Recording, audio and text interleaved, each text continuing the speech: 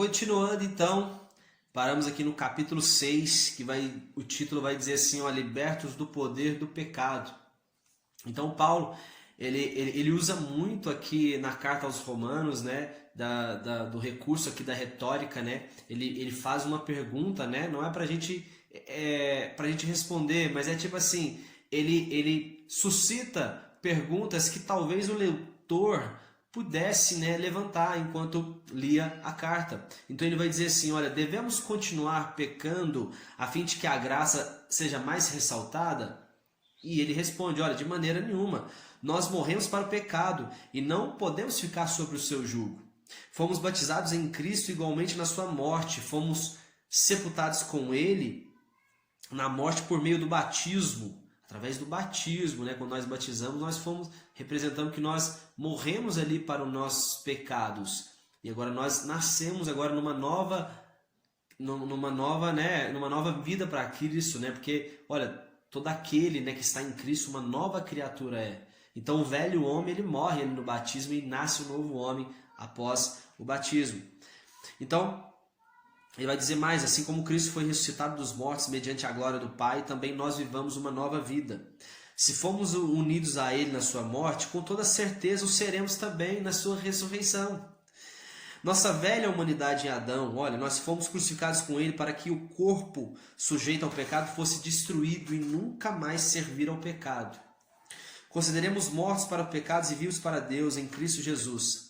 Não permita que o pecado domine o vosso corpo, fazendo suas vontades. Ofereçais os vossos membros, ou seja, o nosso corpo todo a Cristo, né, como um instrumento de justiça. Porque nós não estamos mais debaixo da lei, mas sim debaixo da graça. E Paulo vai começar a nos explicar muito mais sobre isso, porque Romanos é essa carta magna, essa carta tão importante, porque ele vai falar muito sobre essa questão, né, da lei e a graça. Então Paulo não vai dizer assim, olha, a lei, né, não valia de nada, mas ele vai começar a nos mostrar que Cristo ele é maior do que a lei, que nós somos justificados através da nossa fé que nós temos em Jesus, porque se não fosse por ele, por Jesus, nós não tínhamos pagado a justa exigência da lei. Quem pagou isso foi Cristo. Então agora nós somos aceitos através dele. Comece a entender isso. Aí Paulo de novo fazendo mais uma pergunta retórica. Olha, vamos nos atirar ao pecado porque não estamos sob o jugo da lei? Não, de forma alguma, ele responde. Vós fostes libertos do pecado e vos tornastes escravos da justiça. Antes apresentava vossos membros como escravos da iniquidade e da impureza. Agora apresente os vossos membros como escravos da justiça para a santificação. Entenda que ainda Paulo vai dizer assim, olha, que tipo assim, eu ainda sou escravo dessa santificação, eu preciso me purificar, fortalecer o meu espírito. Entende o que ele quer dizer? Ele vai dizer, olha, que o salário do pecado, né, é a morte, mas o dom gratuito de Deus é a vida eterna em Cristo Jesus. E ele vai dizer, olha, mais uma relação entre a lei e graça. E ele vai dizer, olha, a mulher casada, ela está ligada ao marido enquanto ele vive. Depois que o marido morre, ela não está mais ligada a ele. Foi o que Moisés disse. É o que está dito na lei. Olha, a mulher, depois que, imagina, ela é casada, o marido morre. Então agora, se ela quiser casar com outro, ela pode casar. Ela não vai estar cometendo um adultério. Porque ela cumpriu a lei enquanto o marido estava vivo. Pronto.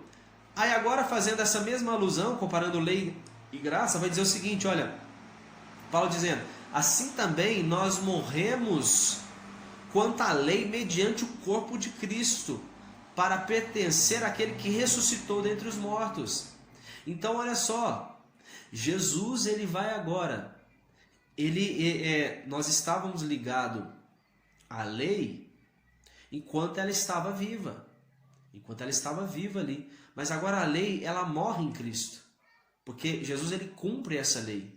Então agora nós podemos nos ligar a outro, nós não estamos mais sobre o jugo dessa lei, nós não estamos, vamos dizer assim, adulterando.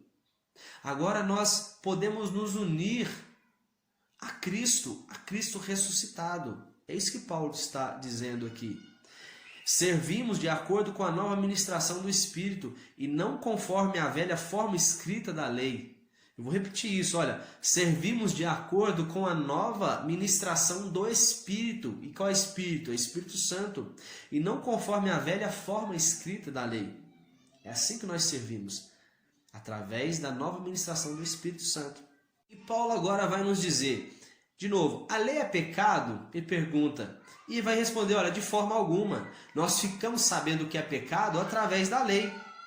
Onde não há lei, o pecado está morto.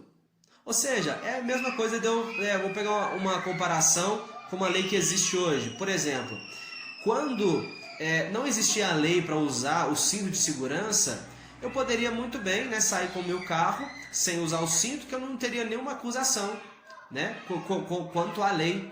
Mas agora que existe uma lei para que eu sou obrigado a usar cinto, então toda vez que eu passar agora por uma blitz e eu estiver sem cinto, eu vou estar cometendo ali agora uma infração.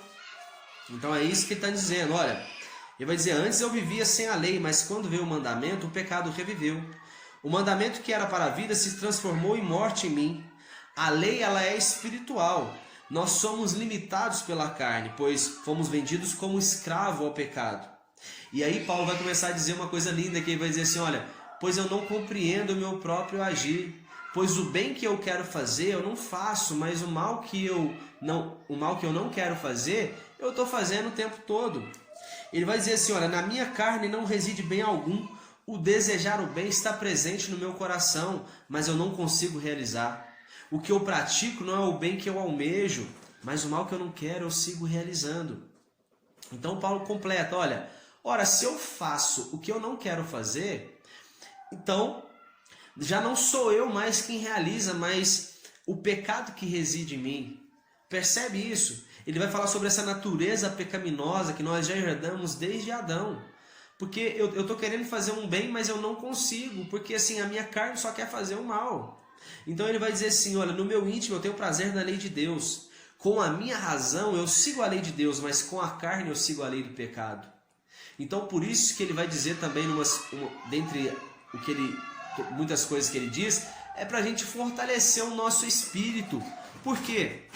Se o nosso espírito estiver forte, nós vamos conseguir servir a Deus. Mas agora, se a nossa carne estiver forte, a gente vai servir a lei do pecado. A gente vai seguir pecando.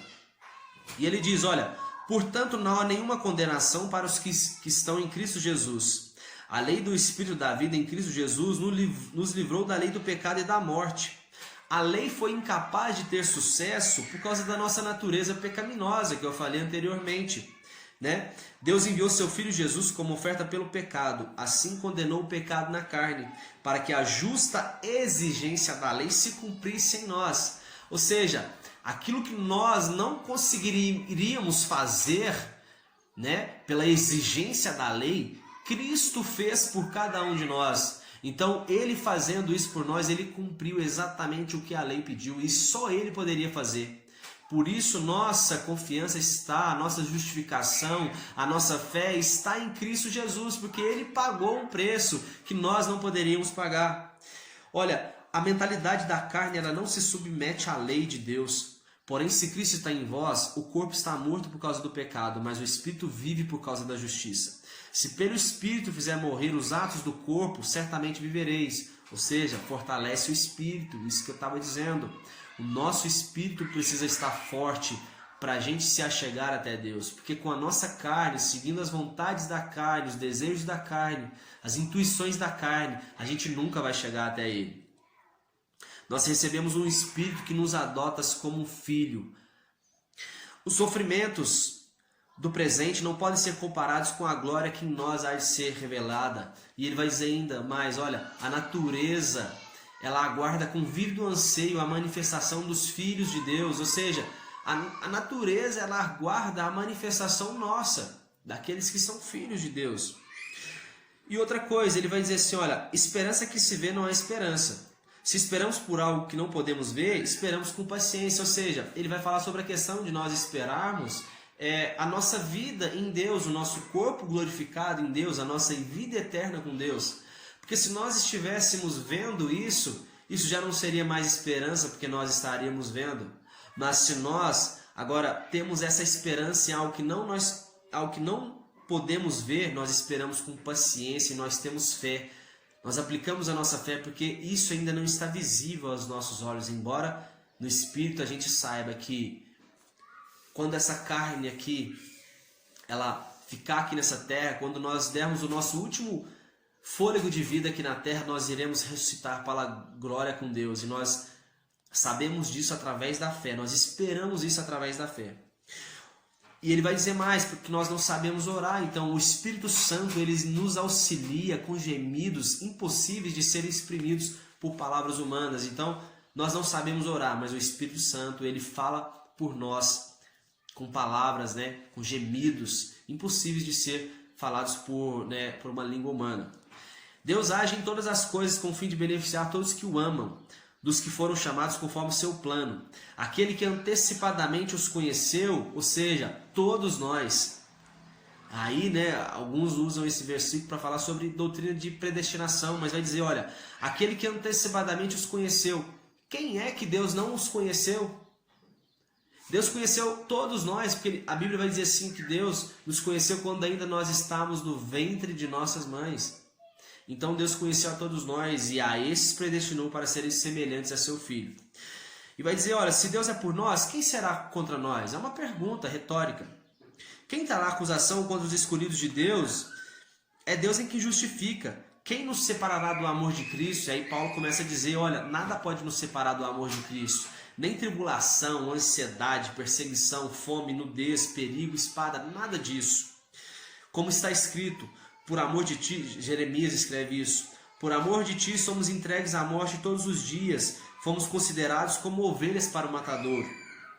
Somos mais do que vencedores por meio daquele que nos amou, ou seja, somos mais do que vencedores em Cristo de Jesus que nos amou. Nem morte, nem vida, nem anjos, nem demônios, nem presente, futuro, nem quaisquer poderes, nem altura, nem profundidade, nem qualquer criatura nos afastará do amor de Deus que está em Cristo Jesus.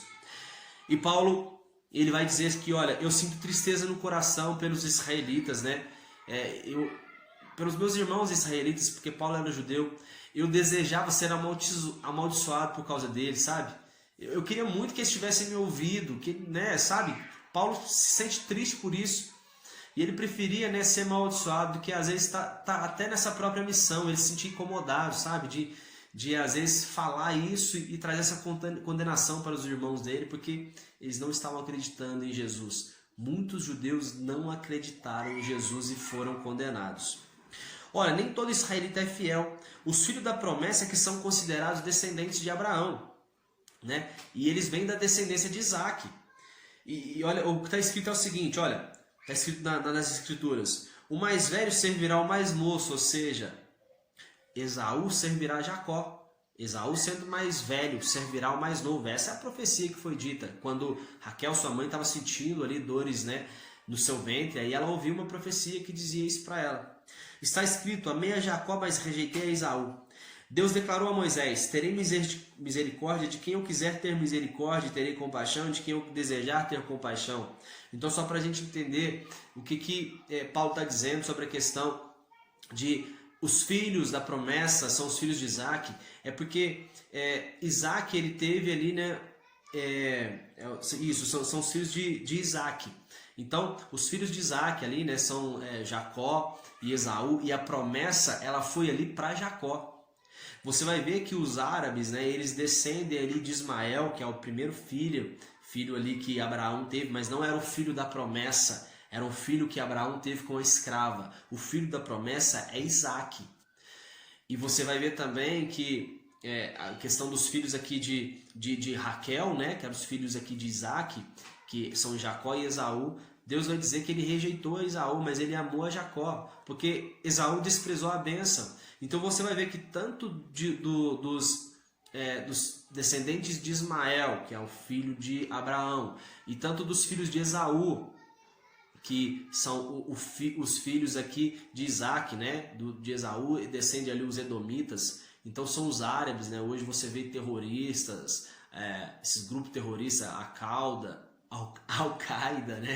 Al-Qaeda foi ótimo, Al-Qaeda, né? Você vê aí o Ísis, né? Então são grupos aí que descendem aqui de Ismael e do próprio Esaú também. Então Deus vai dizer, olha, eu terei compaixão de quem eu quiser ter compaixão, nem misericórdia de quem eu quiser ter misericórdia. Então, por isso que ele vai dizer aqui sobre a questão dos filhos da promessa. Houve um povo que foi rejeitado e o povo que foi aceito. O povo da promessa é os que vêm aqui de Isaac, né? A descendência ali de Jacó, as 12 tribos de Israel. As escrituras dizem que Deus levantou o faraó para que seu nome fosse proclamado por toda a terra, né? Então, tudo que aconteceu ali no Egito foi para que o nome de Deus fosse proclamado. Porque eles não queriam adorar a Deus, o seu próprio povo, né? Os israelitas estavam se corrompendo ali no Egito, né? Eles já não queriam saber mais de buscar a Deus, eles só começaram a buscar a Deus quando os egípcios começaram a impor eles trabalhos forçados, só por isso. Me pergunta, por que Deus ainda não nos culpa? Por que Deus ainda nos culpa? Quem pode se opor à sua vontade? Acaso que aquilo que é criado pode interpelar seu Criador dizendo, por que me fizestes assim? Deus convocou judeus e também gentios. Como diz em Oséias, chamarei meu povo a quem não é meu povo, e chamarei minha amada a quem não é minha amada. Isaías também diz, ainda que o número dos israelitas seja como a areia do mar, apenas o remanescente é que será salvo. E o remanescente, entenda-se aqui, é Jesus. Ele é o remanescente aqui de Israel. Isaías vai dizer mais ainda, se o Senhor dos Exércitos não nos tivesse deixado o remanescente, ou seja, Jesus, já estaríamos como Sodoma e Gomorra. Então, o remanescente aqui que os profetas da antiguidade eles já disseram, fala sobre Jesus. Esse é o descendente. Os gentios não procuravam justiça e a receberam pela fé. Entretanto, Israel buscava uma lei que trouxesse justiça e não alcançou. E por que não? Porque eles não buscavam pela fé, mas pelas obras. E como está escrito, olha, eis que põe em Sião uma pedra de tropeço e uma rocha de escândalo, mas aquele que nele confia jamais será envergonhado. Então Paulo está dando argumentos aqui para dizer, gente, vocês rejeitaram essa pedra, sabe? Vocês rejeitaram a pedra, a rocha que é Jesus, e ele serviu de escândalo para vocês, porque vocês pensaram que Jesus ele veio para poder confrontar a lei de vocês, quando na verdade ele veio para poder consertar o que havia se perdido. Porque, olha, vocês nunca iriam chegar até Deus através de obras, através de obediência à lei, mas Cristo veio e cumpriu a justa exigência da lei. E agora vocês todos são aceitos, nós todos, que Paulo está dizendo uma carta, e ele se inclui nessa carta, nós somos aceitos através da nossa fé em Jesus Cristo. E Paulo vai suplicar ainda, né, para que Israel creia, dizendo, olha, eu oro para que eles sejam salvos, os israelitas sejam salvos, eles são zelosos, né, com tudo. O zelo deles não tem base no conhecimento. Não conheceram a justiça que vem de Deus, não reconheceram que o fim da lei é Cristo. Quem pratica a justiça pela lei, vai viver pela lei. Mas se com a tua boca se confessares e creres em teu coração que Deus ressuscitou Jesus dentre os mortos, aí você será salvo. Porque com o coração se crê para a justiça e com a boca se faz confissão para a salvação. Como diz as Escrituras, todo aquele que nele crê jamais será decepcionado. E como crerão de quem nada ouviram falar? E como crerão? Como ouvirão se não há quem pregue? E como pregarão se não forem enviados? Isso é Isaías dizendo, olha, como está escrito, como são maravilhosos os pés daquele que anunciou as boas novas, né? Aqui Davi finaliza, Davi dizendo, mas Isaías já cantou essa pedra antes, como que eles vão crer, né? Quem creu na nossa pregação, mas como eles vão crer se não há quem pregue, né? Então, assim, não tem como eles ouvir de quem eles nunca ouviram falar. Então, Paulo está dizendo, olha, gente, eu estou falando com vocês sobre esse Jesus, eu conheço esse Jesus, eu tive uma experiência real com ele ressuscitou dentre os mortos, sabe? Não havia, eu fazia parte da lei, a lei ela não conseguia, né? Não conseguia cumprir a justa exigência, essa justa exigência, né? Nós não é, melhor reformulando, nós não conseguimos cumprir a justa exigência da lei, por isso Jesus veio e cumpriu, sabe? Paulo chega até a ser chato de ficar repetindo isso, né? Eu estou repetindo aqui várias vezes isso, mas nós não éramos capazes de cumprir a lei, então por isso Deus nos enviou Jesus. E para finalizar, olha, nem todos os israelitas acreditaram no evangelho. E Isaías diz: Senhor, quem acreditou em nossa mensagem? A fé ela vem pelo ouvir e ouvir as boas novas, e as boas novas vêm pela palavra de Cristo. Essa é a boa nova. Quem crê? Cara, quem crê nas boas novas? Quem crê em Cristo Jesus? Quem vai crer nele? Tem gente pregando. Moisés declarou: farei que tenham ciúme de quem não é meu povo, e os provocarei a ira por meio de um povo sem entendimento. Isaías declara: fui achado por aqueles que não me procuravam, revelei-me àqueles que não perguntaram por mim. O tempo todo estendia as mãos a um povo desobediente e rebelde.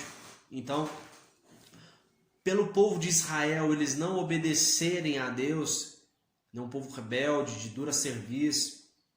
Então Deus, ele agora enviou, né, a sua mensagem, as boas novas, para um povo distante, né, que somos nós hoje, os brasileiros, né, os demais povos aí, seja, né, os europeus, africanos, asiáticos, todos, onde o evangelho ainda está sendo pregado, né, que o evangelho não foi pregado a todas as nações, mas Deus está enviando essa mensagem para todos, porque os israelitas eles rejeitaram, foram duros de coração.